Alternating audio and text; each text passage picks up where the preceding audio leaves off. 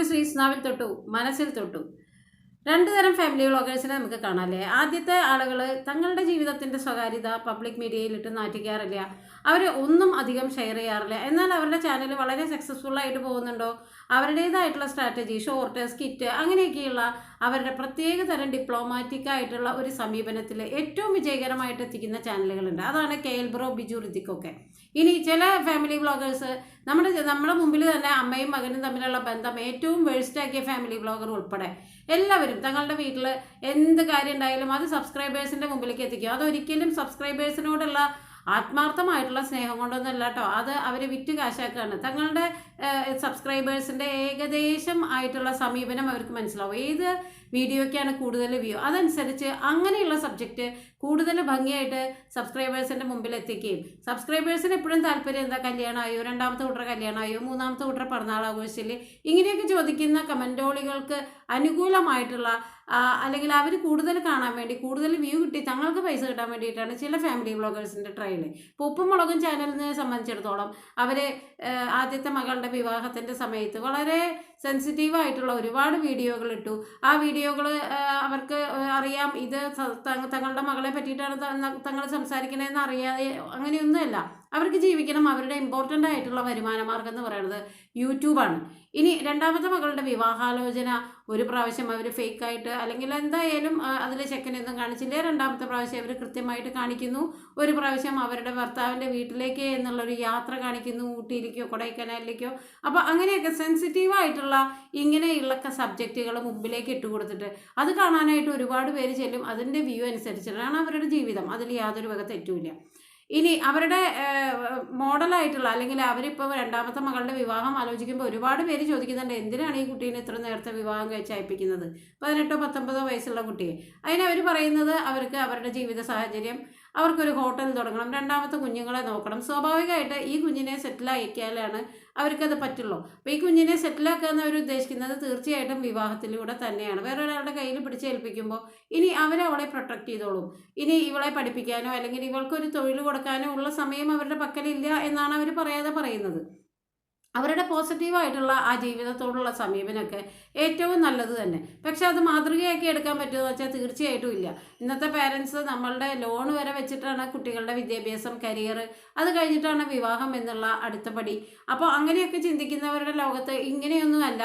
എൻ്റെ മകള് 18-19 വയസ്സാകുമ്പോൾ വിവാഹിതയായിക്കോട്ടെ, അവരുടെ ജീവിതം ഇനി എന്തായിരിക്കും അതിൻ്റെ പ്രത്യാഘാതം. ഒരു കുട്ടിക്ക് വിദ്യാഭ്യാസം ഇല്ലെങ്കിലും അതിൻ്റെ ബുദ്ധിമുട്ടുകളും ഒക്കെ നേരിടേണ്ടി വരുമ്പോൾ ഞങ്ങളത് നേരിട്ടോളാം, നിങ്ങളൊന്നും അതിലേക്ക് വരണ്ട എന്ന് ഇപ്പോഴത്തെ യൂട്യൂബ് അവരുടെ ചാനലിൻ്റെ നിലനിൽപ്പിന് വേണ്ടിയിട്ട് അവരങ്ങനെയൊക്കെ പറഞ്ഞ് വീഡിയോ ഇടുന്നു. അത് ഒരുപാട് പേര് കാണുന്നു. ഇതൊക്കെ പബ്ലിക് മീഡിയയിൽ അവർ കൊണ്ടുവന്ന് ഇടുന്നതാണ്. അല്ലാണ്ട് നമ്മൾ അവരുടെ വീട്ടിൽ ചെന്ന് ഈ വിശേഷങ്ങളൊക്കെ അറിയിച്ച് അല്ലെങ്കിൽ അറിഞ്ഞിട്ട് വന്ന് ചെയ്യുന്നതല്ല.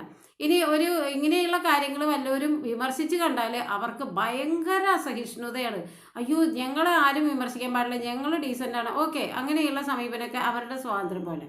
ഇനി ആ ചേട്ടൻ കഴിഞ്ഞ വീഡിയോയിൽ പറയുന്നുണ്ട്, ഞാൻ അവരുടെ വീഡിയോനെ പറ്റി ഒരു റിവ്യൂ ഇട്ടപ്പോൾ ഈ ചേച്ചി അറബി നാട്ടിൽ പോയിട്ടില്ല എന്നുള്ളത് ഉറപ്പാണെന്ന്.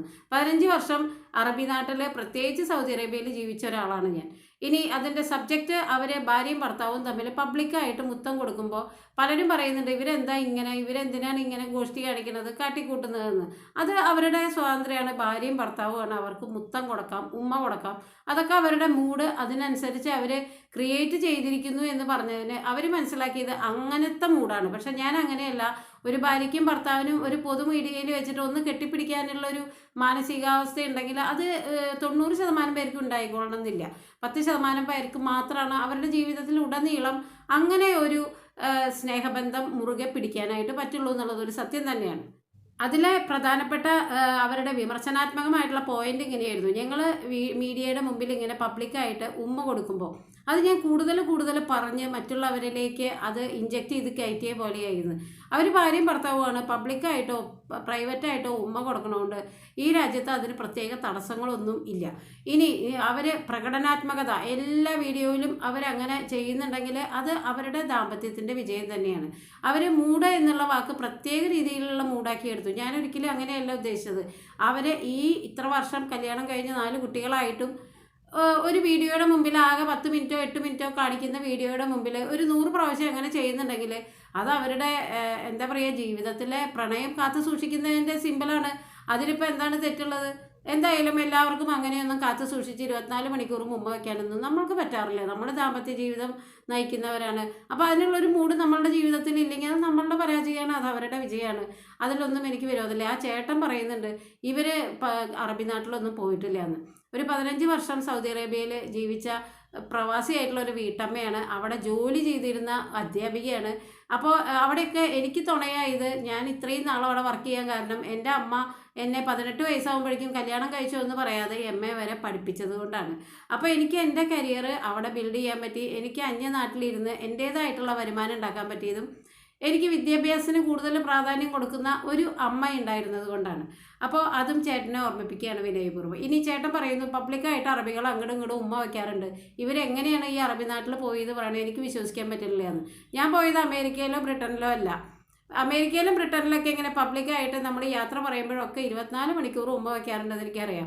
പക്ഷേ ഒരു അറബി നാട്ടിൽ, സൗദി അറേബ്യ പോലുള്ള ഒരു സ്ട്രിക്റ്റ് ആയിട്ടുള്ള നാടായാലും ഏത് അറബി നാടായാലും അവിടെ ആണും പെണ്ണും പബ്ലിക്കായിട്ട് ബന്ധങ്ങൾ പറഞ്ഞ് ഉമ്മ വയ്ക്കാറുണ്ട് എന്നൊക്കെ പറയണത് തീർച്ചയായിട്ടും തെറ്റാണ്. ആണുങ്ങൾ തമ്മിൽ പരസ്പരം യാത്ര പറയുമ്പോൾ ഉമ്മ വയ്ക്കാറുണ്ട് എന്നുള്ളത് ശരിയാണ്. ഇവിടെ ആയാലും ഭാര്യയും ഭർത്താവും നിങ്ങളൊരു യൂട്യൂബ് മീഡിയയിലിരുന്ന് പരസ്പരം ഉമ്മ വെച്ച് രസിക്കുമ്പോൾ വലിയ പ്രശ്നങ്ങളൊന്നുമില്ല. റോഡിൽ നിങ്ങൾ ഇറങ്ങി നടക്കുമ്പോൾ നിങ്ങളൊരു 10 പ്രാവശ്യം റോഡിൽ നിന്ന് ഒരു ഉമ്മ, പിന്നെ അടുത്ത 2 മീറ്റർ കഴിയുമ്പോൾ ഒരു ഉമ്മ, ഇങ്ങനെ പറഞ്ഞു കഴിഞ്ഞാൽ നിങ്ങൾ ശരിക്കും ചിലപ്പോൾ ഇവർക്ക് വട്ടുണ്ടോയെന്ന് ആളുകൾ തെറ്റിദ്ധരിക്കും അല്ലേ. അങ്ങനെ ഒരു സമൂഹത്തിലാണ് നമ്മൾ ജീവിക്കുന്നത്. പിന്നെ അറബി നാട്ടിൽ 14-15 വർഷത്തോളം ഇരുന്ന ഒരാളെന്നുള്ള നിലയ്ക്ക് എനിക്കിപ്പോൾ സംശയം ചേട്ടനെയാണ്. ചേട്ടൻ 1-2 കൊല്ലം അറബി നാട്ടിൽ ഇരുന്നിട്ടുണ്ടാവാം.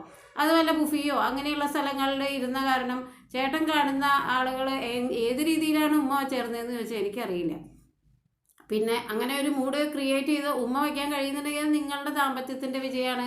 നിങ്ങളുടെ വല്ലരി ഇപ്പോഴും പൂത്തു നിൽക്കുന്നു എന്നുള്ളതിൻ്റെ തെളിവാണ്. നമ്മൾക്ക് അങ്ങനെ നമ്മളുടെ പ്രണയവില്ലരി ഉണങ്ങിപ്പോയോണ്ട് നമ്മൾക്കതിന് പറ്റുന്നില്ല എന്നുള്ളത് നമ്മളുടെ ദാമ്പത്യത്തിൻ്റെ പരാജയമായിരിക്കും അല്ലേ. എന്തൊക്കെയായാലും അതൊക്കെ ഞാൻ സമ്മതിച്ചു. പക്ഷേ സമൂഹത്തിൻ്റെ മുമ്പിൽ നമ്മളുടെ വീട്ടിലെ ഓരോ കാര്യങ്ങളും വലിയ അക്ഷരത്തിൽ ഇന്ന് പെണ്ണ് കാണാൻ പോയി, ഇന്ന് ഇങ്ങനെ പോയി, കുട്ടി ഇന്ന് ഇങ്ങനെയായി, ഇന്ന് അങ്ങനെയായി എന്ന് വിളമ്പുമ്പോൾ അതെടുത്ത് റിവ്യൂ ചെയ്യാനുള്ള സ്വാതന്ത്ര്യം സ്വാഭാവികമായിട്ട് നിങ്ങളുടെ ചാനൽ കാണുന്ന എല്ലാവർക്കും ഉണ്ട്.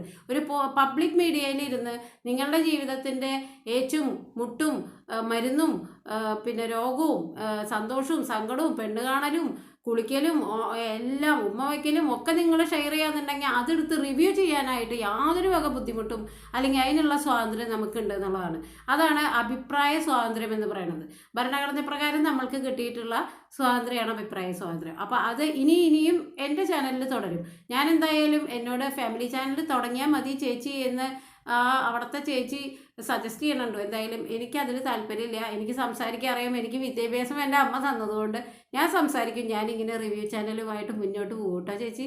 ഓക്കെ, അപ്പോൾ എല്ലാവർക്കും നന്മ വരട്ടെ. നന്ദി.